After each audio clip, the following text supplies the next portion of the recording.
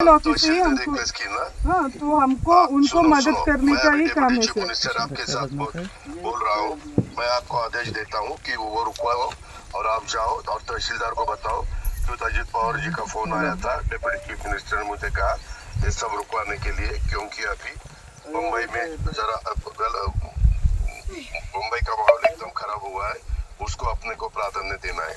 मेरा नाम बताओ उनको सर उनको छोड़ दो। वो मुझे आप एक काम कीजिए, आप मुझे मेरे फोन में मतलब डायरेक्ट कॉल कीजिए ना। एक मिनट, मैं तेरे ऊपर एक्शन लूंगा। अभी मैं खुद आपके साथ बोल रहा हूँ कि आप मुझे डायरेक्ट कॉल बताती हो। सर मुझे कैसे पता है आप सर समझ रही है सर, जो आप बोल रही है समझ रही है, पर मुझे सुनो मुझे देखना है ना, मेरा नंबर दे दो या व्हाट्सएप कॉल करो। ठीक है सर, मैं यहाँ से बोल देता हूँ। ठीक है सर, मेरा चेहरा तो आपको समझ में आएगा ना। ठीक है सर। इतना आपको डेयरिंग हुआ है क्या? सर मेरे तो कार्रवाई जो किया है मुझे कैसे पता है सर? डीसीएम सर मुझे पता नहीं है ना सर, मैं सिर्फ यही बोल रही। मैं डिप्टी चीफ मिनिस्टर, सर समझ रही है वो आप बोल रही है जो दे दो मुझे, मैं डायरेक्ट आपको देता हूँ। ठीक है सर। तो आपने ऑडियो सुनी दोस्तों। दरअसल ये ऑडियो एक आईपीएस ऑफिसर, महिला आईपीएस ऑफिसर है और साथ में जो महाराष्ट्र के डिप्टी सीएम अजीत पवार के बीच वायरल हो रही है। अब आपको पूरा माजरा बताता हूँ। दरअसल ये सोलापुर का मामला है। सोलापुर में एक जगह है करमाला, वहाँ पर अवैध मुर्रम उत्खनन पर की शिकायत मिली थी। इसको लेकर आईपीएस ऑफिसर हैं जिनका नाम अंजना कृष्णा है। ये जो आप तस्वीरों में देख रहे हैं इनका नाम अंजना कृष्णा है। ये डीएसपी भी हैं। ये वहाँ पहुँचती हैं अपने दल बल के साथ। वहाँ पर कुछ लोग विरोध करते हैं इस बात का और सीधा एक जो शख्स होता है, ऐसा कहा जा रहा है कि वो उसकी जान पहचान होती है डिप्टी सीएम अजीत पवार से। बाबा जगताप उसका नाम है और वो सीधा डिप्टी सीएम को फ़ोन कर देता है। डिप्टी सीएम वो अपना जो फ़ोन है वो मैडम यानी आईपीएस ऑफिसर को दे देता है और इस बीच दोनों की बातचीत ये आपने सुनी, वायरल हो रही है। इसमें क्या दावा किया जा रहा है कि पवार ने कार्रवाई रोकने के लिए कहा कि आप ये कार्रवाई मत कीजिए, लेकिन अंजना कृष्ण ने उन्हें पहचानने से इनकार कर दिया। उन्होंने कहा कि भाई मुझे कैसे पता कि आप डिप्टी सीएम हैं या कौन है, क्योंकि फ़ोन पर ऑब्वियसली कोई वीडियो कॉल तो नहीं थी। इस घटना पर अब तक पुलिस की ओर से कोई शिकायत दर्ज नहीं हुई है। वहीं डीएसपी अंजना और तहसीलदार और प्रांताधिकारी ने कहा है कि मामले की जांच की जा रही है। लेकिन सवाल ये उठता है कि डिप्टी सीएम इस तरह से फ़ोन कर रहे हैं एक आईपीएस ऑफिसर को और कह रहे हैं कार्रवाई मत कीजिए।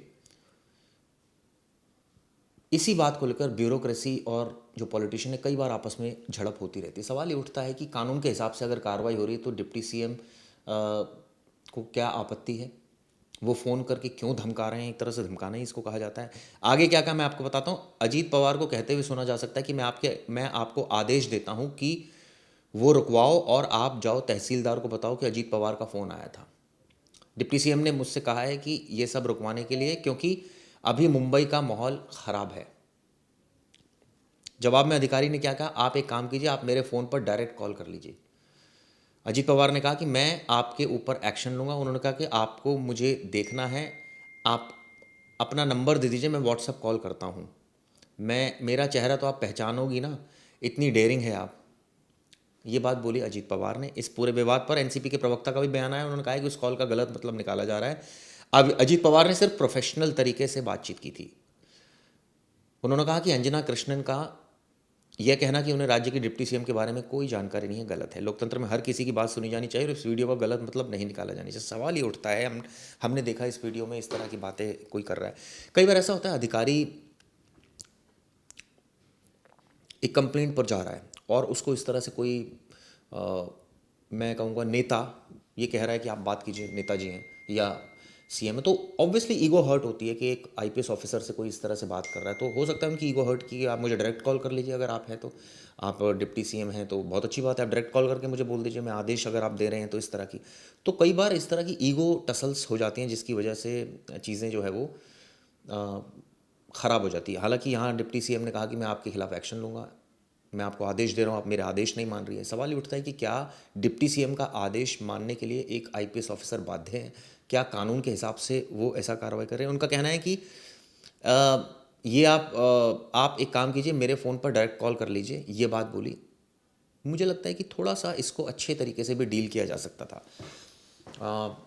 और सवाल ये उठता है कि जब मैडम बात कर रही थी तो उनका वीडियो कौन बना रहा था? क्योंकि ये चीज़ें तो हो सकता है कि आसपास के लोग बना रहे हो वीडियो, उसके बाद वायरल कर दिया गया हो, ये दिखाने के लिए कि देखिए एक आईपीएस अफसर या महिला अफसर किस तरह से बात करे। सवाल ही उठता है कि कई बार हमने देखा है कि जो अधिकारी होते हैं वो कानून के हिसाब से काम करते हैं, फिर वो नेता की नहीं सुनते। कई ईमानदार अधिकारी भी हमने देखे जो बिल्कुल नहीं सुनते और बिल्कुल जो कानून के हिसाब से जो काम होता है वो करते हैं। लेकिन इस केस में ऐसा लग रहा है कि जो महिला आईपीएस ऑफिसर है अंजना कृष्णा, उन्होंने बाकायदा कहा कि आप मेरे फ़ोन पर फ़ोन कर लीजिए और मुझे जो है वो मैं आपसे बात कर लूँगी। उन्होंने ये कहा अजीत पवार ने कि आप मुझे पहचानती तो हैं, मैं अपना वीडियो कॉल करके मेरी शक्ल आप पहचान जाएंगे। उन्होंने कहा हाँ ठीक है। तो कुल मिलाकर इस वीडियो की चर्चा बहुत ज़्यादा हो रही है, लेकिन सवाल यही उठता है कि क्या वाकई